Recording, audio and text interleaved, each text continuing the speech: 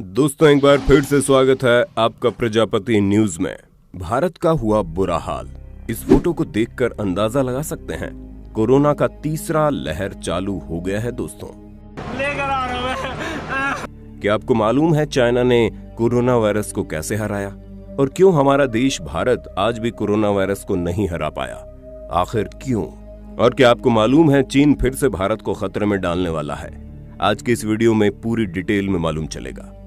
दोस्तों आज हमारे देश में जो हालात हैं उसे देखकर हर किसी की रूह कांप रही है, क्योंकि भारत में कोरोना वायरस दिन दुगुनी रात चौगुनी तेजी से अपनी पकड़ लोगों के बीच बना रहा है और हर रोज नए रिकॉर्ड तोड़ रहा है। ऐसे में आपके दिमाग में ये सवाल कभी न कभी तो आया होगा कि दुनिया की सबसे बड़ी आबादी वाला देश चाइना, जहां से ये खतरनाक वायरस निकला था, आज पूरी तरह से कोरोना वायरस मुक्त कैसे हो गया? आखिर ये अजूबा हुआ कैसे और कैसे चाइना ने इस वायरस को हराकर अपने देश को जीत दिलाई? वहीं हम भारतवासी आज भी इस खतरनाक वायरस की चपेट में आकर कुत्तों की मौत मरने को मजबूर है। तो दोस्तों आज की वीडियो में मैं यानी आपका दोस्त विशाल प्रजापति आपके सभी सवालों का जवाब दूंगा, बस वीडियो के अंत तक बने रहना। दोस्तों एक दिन में 4 लाख नए कोरोना केस का आंकड़ा पार करते हुए हमारा भारत पूरी तरह से इस वायरस के चपेट में आ चुका है। आज के टाइम पर किसी को भी कुछ समझ में नहीं आ रहा कि आखिर क्या किया जाए। वहीं दूसरी तरफ दुनिया के बाकी देश चैन की सांस ले रहे हैं, खास करके वो देश जो सबसे पहले इस वायरस से संक्रमित हुआ, लेकिन आज वहां के लोग बिल्कुल नॉर्मल जिंदगी जी रहे हैं। ऐसे में कई सारे लोगों के दिमाग में ख्याल आया होगा कि आखिर चाइना ने चमत्कार किया कैसे। तो दोस्तों सबसे पहले हम आपको बता दें कि चाइना ने अपनी पूरी व्यवस्था टाइट करके रखी थी। जहां 2020 के नए साल पर दुनिया खुशियां मना रही थी, वहीं चाइना इस वायरस से जूझ रहा था। मामले दिन प्रतिदिन बढ़ते जा रहे थे और किसी को कुछ समझ में नहीं आ रहा था कि क्या किया जाए और क्या हो रहा है ये। लेकिन चाइना ने बिना हार माने लोगों के हित में काम करना शुरू कर दिया और ऐसे बहुत से काम किए जिसकी वजह से आज चाइना में ये वायरस ना के बराबर है। दोस्तों सबसे पहले तो चाइना के जिस वुहान शहर से ये वायरस फैल रहा था, वहां पर पूरी तरह से लॉकडाउन लगा दिया गया और सिर्फ वुहान में ही नहीं बल्कि उसके आसपास के शहरों में भी संपूर्ण लॉकडाउन लगा दिया गया। लोगों के फ्री कोरोना वायरस टेस्ट हुए, जिनका इंश्योरेंस नहीं था उसके इलाज का खर्चा उठाने की जिम्मेदारी सरकार ने ले ली। और तो और मात्र 7 दिन के अंदर एक ऐसा अस्पताल खड़ा कर दिया गया जहां पर कोरोना वायरस से संक्रमित लोगों का इलाज हो सके। सिर्फ इतना ही नहीं, बीमार लोगों के बारे में इंफॉर्मेशन देने वाले तक को इनाम भी दिए जा रहे थे ताकि ज्यादा से ज्यादा लोगों को इस बीमारी से बचाया जा सके। इसलिए दिन में 40,000 टेस्ट होने लगे और ये सभी चीजें चाइना के लिए इतनी ज्यादा फायदेमंद साबित हुई कि कुछ ही महीनों के अंदर वुहान वापस अपने काम पर लग गया।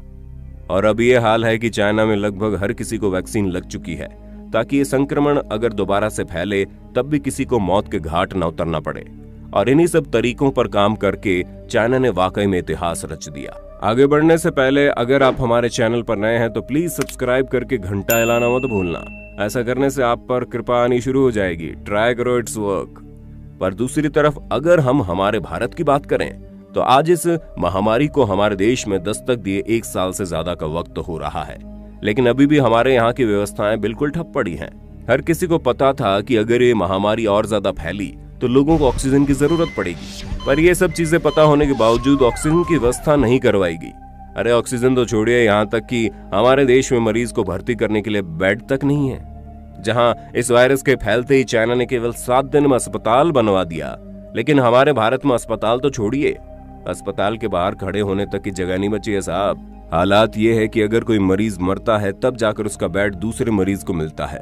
ऊपर से इलाज के खर्चे इतने हाई है कि अगर एक बार इंसान को कोरोना वायरस हो गया तो उसके जीवन की पूरी जमा पूंजी तो केवल उसके इलाज में ही लग जाएगी।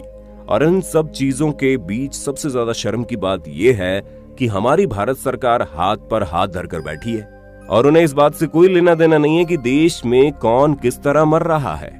अगर होता तो यहाँ पर चाइना की तरह नियम कानून लग चुके होते और हम भी कब का इस खतरनाक वायरस को टाटा बाय बाय कह चुके होते, लेकिन नहीं, यहाँ पर ऐसा कुछ नहीं हो रहा है। उल्टा जो हमारे देश में वैक्सीन लगने का प्रोसेस है वो भी इतना स्लो है कि जब तक देश में सबको वैक्सीन लगेगी तब तक आधे से ज्यादा लोगों को तो वायरस निगल चुका होगा। ऊपर से वैक्सीन की 1 डोज में लोगों को संतुष्ट किया जा रहा है क्योंकि दूसरे डोज का कुछ अता पता ही नहीं है। मतलब दोस्तों आप खुद ही सोचिए ये वायरस कितने भयानक तरीके से जब आज से 1 साल पहले आया था तो सबसे ज्यादा खतरा चाइना को था, लेकिन चाइना ने हर एक चीज को इतने बेहतरीन तरीके से हैंडल किया कि आज वो वायरस से नॉर्मल जिंदगी जी पा रहे हैं। लेकिन हम भारतवासियों ने इस वायरस को कुछ ज्यादा ही हल्के में ले लिया था और यही नतीजा था कि आज ये वायरस हमें हल्के में ले रहा है और हजारों लोगों को मौत के घाट उतार रहा है। क्योंकि चाइना को ये बात बहुत अच्छे से पता थी कि इस वायरस का अपना रंग बदलता है और समय के साथ ही बलवान होता जाता है, इसीलिए उन्होंने वक्त रहते इस वायरस पर पकड़ बना ली और आज चैन की सांस ले रहे हैं। पर ये बात हम भारतवासी नहीं समझ पाए, जिसका नतीजा हमें भुगतना पड़ रहा है और हालात इससे भी बदतर होने वाले हैं, क्योंकि आने वाले 1-2 महीना बहुत ही ज्यादा क्रिटिकल होंगे। ऐसे में अगर अस्पताल न बनवाए गए, ऑक्सीजन सिलेंडर की व्यवस्था न की गई, यहाँ तक कि लोगों को फ्री इलाज और वैक्सीन न दिया गया, तो आप समझ लीजिए अभी तो कुछ भी नहीं है, आने वाला समय इससे भी ज्यादा खराब हो जाएगा। अब दोस्तों, भले ही भारत और चाइना का 36 का आंकड़ा चलता हो, लेकिन इस मामले में हमें इस चाइना से सीख लेनी चाहिए कि किस तरह हम इस महामारी से निपट सकते हैं, क्योंकि जितनी तेजी से चाइना ने वायरस को भगाया है वाकई में काबिल तारीफ है, और जिस तरह हम भारतवासियों ने इस वायरस को हल्के में लिया है उससे ज्यादा शर्मसार बात कोई हो ही नहीं सकती। लेकिन अभी भी मौका है, अगर सरकार चाइना और अपने आप को कोरोना वायरस से मुक्त करने वाले बाकी देशों के नक्शे कदमों पर चलती है तो ये जंग थोड़ी आसान हो जाएगी, वरना न जाने कितनी लाशें आपको शमशान घाट पर आंकड़ों की तरह जलती हुई दिखेंगी। इस वीडियो को इतना शेयर कीजिए कि ये वीडियो हमारी सरकार तक पहुंच जाए। और हाँ दोस्तों, इस वक्त घर बैठे भगवान को याद करो। यदि भगवान आपको याद कर लिए तो समझ ही सकते हैं आपके साथ क्या हो सकता है। बाकी आपका इस पर क्या कहना है हमें कमेंट में जरूर बताना। इसी तरह के इंटरेस्टिंग वीडियोस को लगातार देखते रहने के लिए चैनल को लाइक, शेयर और सब्सक्राइब करना बिल्कुल ना भूलें। हम फिर मिलेंगे नई वीडियो में, तब तक के लिए जय हिंद, जय भारत। दोस्तों, आपकी स्क्रीन पे 2 और वीडियोस दिख रही हैं, जिसे देखने के लिए आप इस स्क्रीन पर क्लिक करें। दोनों देखिएगा, बहुत अच्छी वीडियो बनी है।